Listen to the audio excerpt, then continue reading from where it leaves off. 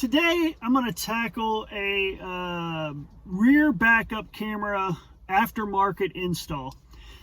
When we first got this Jeep, I went ahead and installed one of these jobs here. Unfortunately, this thing lasted maybe 7-8 months, and then this monitor died out, so we're going to go ahead and get rid of that.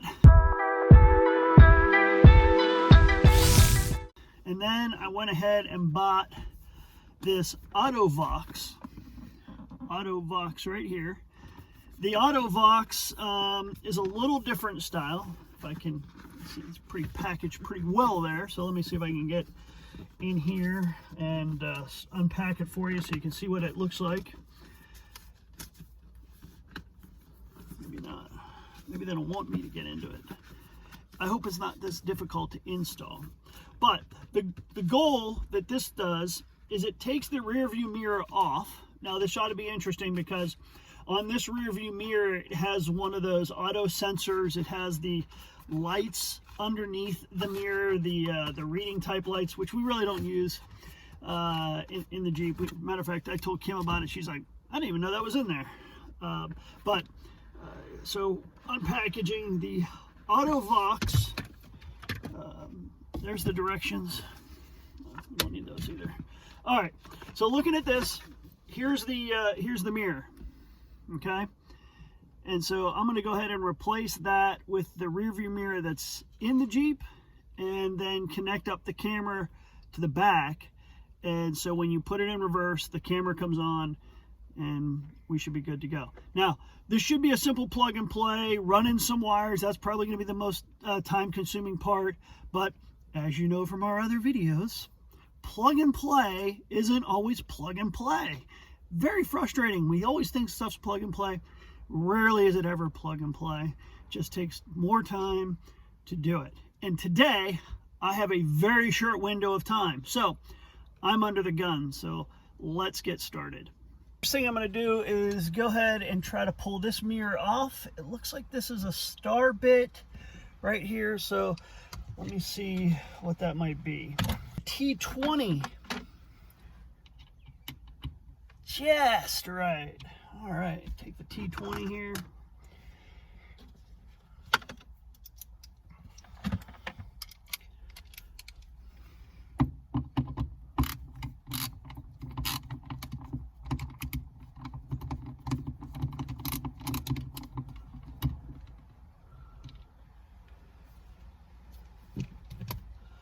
Now this should slide right off just like that. I'm hoping that on the back of this here, this piece here, I'm hoping comes off, unclips, and I'm hoping to tuck it up under here without having to cut these wires. I really don't want to cut these wires in case we want to put this back on sometime, or whatever. I sell it and we need to put that back on, but I'm hoping I can really unclip it from here. And let's see if I'm gonna get lucky on this one. Oh, look at that. It's got a little clip in there. Push down on the clip, push down right there, slide that clip out. Works out perfect. So that one goes away. I didn't really throw it. I know it looked like I threw it, but I didn't throw it because I'm gonna hang on to this. This might come back in, might get put back in the Jeep. So I just didn't want to break it, but here it is. I'm going to go ahead and pull this cover off here. It feels like it's just clipped in, no screws yet. I may have to take off around the visors to get those in and out. But we'll see here. So right now, my goal here is just to tuck this up underneath here. Lots of room up in here. So if you get to see that, I'm just going to tuck this wire up so it stays in there. And so far that's going to work out very well. Now, I need to run the new wires to the new camera, or to the new mirror, not the camera. Right now I'm going to see how this tries on for fit, just to see if I need to replace it. They give you some of these other clips if for some reason your clip doesn't fit, that you can go ahead and put another clip on here. So also here's the wire that's going to go up behind the plastic piece that I just took off. We're going to go ahead and slide the mirror on, kind of set it in place. This one does not have a screw or a T20 head on it. It does have a Phillips head screwdriver though, and so I'm just going to replace my screw head bit, and we're going to tighten this down. So.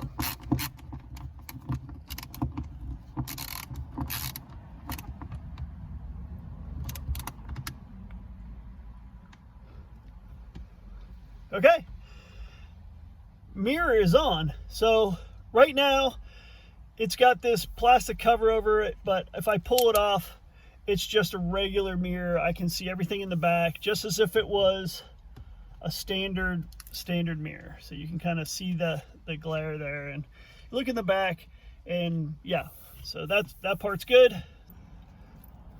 Back to the simple plug and play. Here is the wire connectors for the camera here. I need this before I can put that plastic piece on. So really what I want to try to do is try to get this and put the plastic piece up so it's all kind of put back together, and then I can run all the other wires. So this is what I'm working with. I'm going to bring this across, plug it into this wire right here, and then go ahead and put the plastic piece back up in here, over in here, and then you'll see how all that goes back together like that. And again, my wires, I'm going to run my wires towards the passenger side, and the reason I'm doing that is because when we get to the tailgate wires, to get the camera on the back side of the tire where I'm going to put the camera, those wires come through on the passenger side. When the tailgate swings open with the tire on it, I want to be able to fish those wires in without having to make a longer run from above the roll bar, down the roll bar, from the driver's side, and go the whole way around. I don't know if I'm going to have that much wire in what they gave me, but just in case, I'm going to run everything across the passenger side.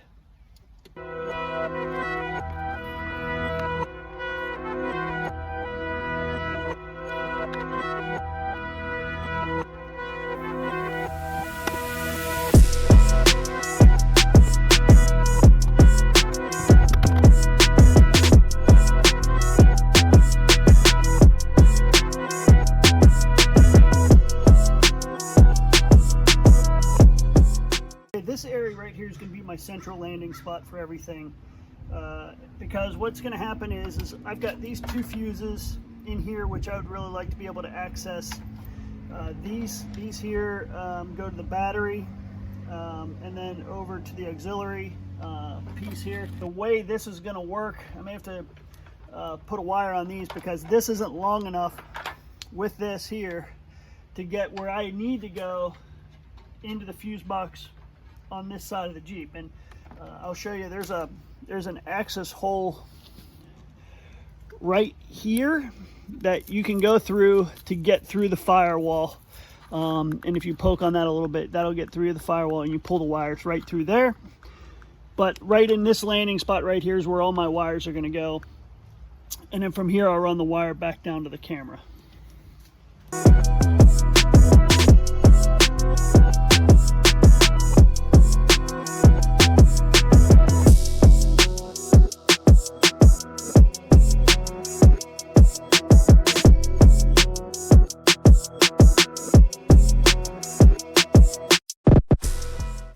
So what I've done is, from the old camera, here's the old camera wires right here. Okay.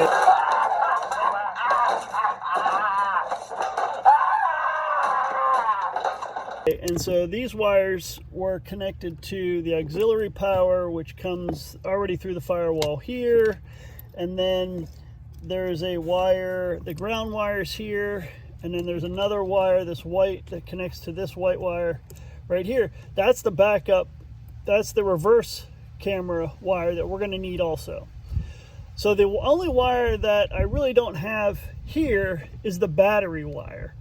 So I'm going to pull the battery wire through with a cable and then connect it up. I'm going to use this auxiliary cable to connect up the auxiliary. I'm going to use the ground on the side right here to connect up the ground. This I pulled all off the internet as far as what all these wires were.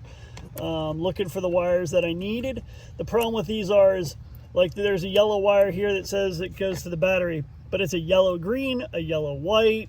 There's a combination of wire. So instead of trying to do that, I've already got the hood open, I've got the wire run. So I'm just gonna go ahead and pull the battery wire straight through the conduit hole that I made with the wire.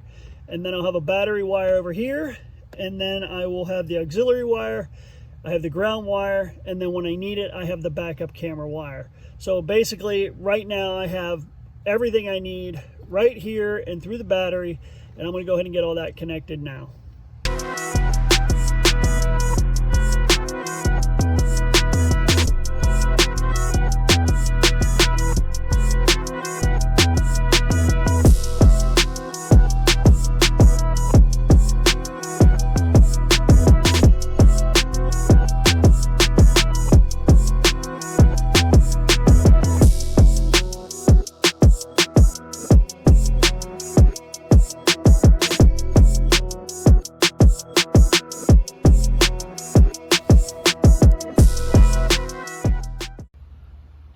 I got my connection done. I use these little soldering connectors. I've got a bunch of different sizes. I got these for some other wiring projects. They seem to work okay. I haven't had any problems with them, but they're basically a little soldering piece between these two wires. You put it in, you put a heat gun on it. That then melts down the solder, so you get a pretty good connection. I also put over top of that a shrink wrap to give me a nice clean finish on my wire. Now, this will connect up to the battery terminal coming into the fuse box. And I'll show you where that's going to go in a minute. But I did test it to make sure that this cable from end to end has continuity at 12 volts. So, okay, I got all my wires in, got them connected. I don't have the battery still connected yet. I'm going to wait till last to do that. But I did test all my other connections from the AC connection, the battery connection. Everything's been tested to make sure I've got continuity within the lines. So I'm going to go ahead and close this back up. And then the last thing I need to do is there's this line right here. I'm going to tuck it in, and then that'll run back to the camera. We connect the camera up and everything should be moving to the back of the Jeep right now. We're going to go ahead and take this camera off, rerun some of the wires from here. I'm going to leave this plate on though. I'm going to use that plate to mount the other camera on.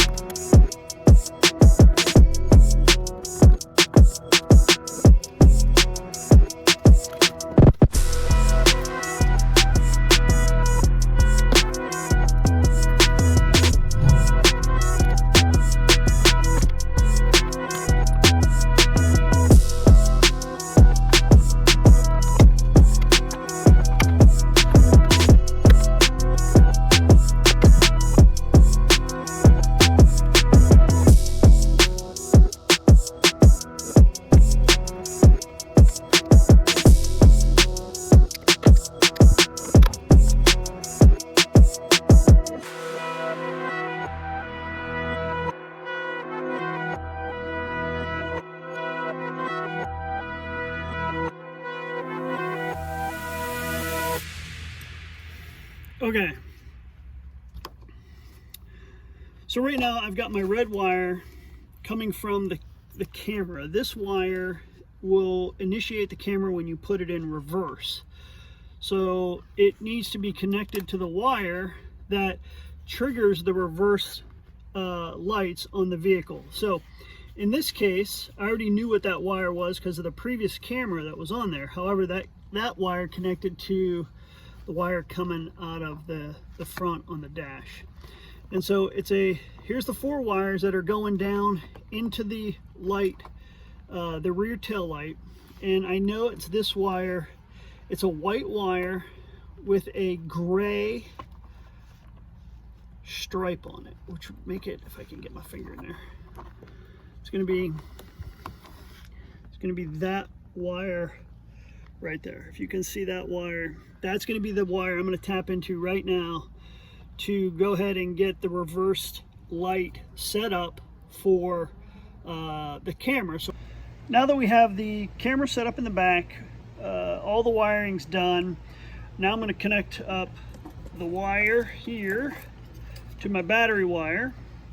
Go ahead and put everything back together, and then I'm going to go ahead and check out the camera, check out the monitor, see how everything's working before I finish mounting the camera, just putting everything back together. I want to make sure everything's working the way it should.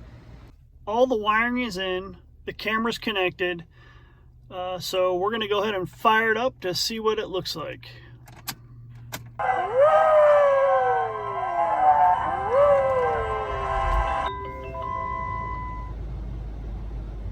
Alright, so there it comes up. I went ahead and did some settings on it.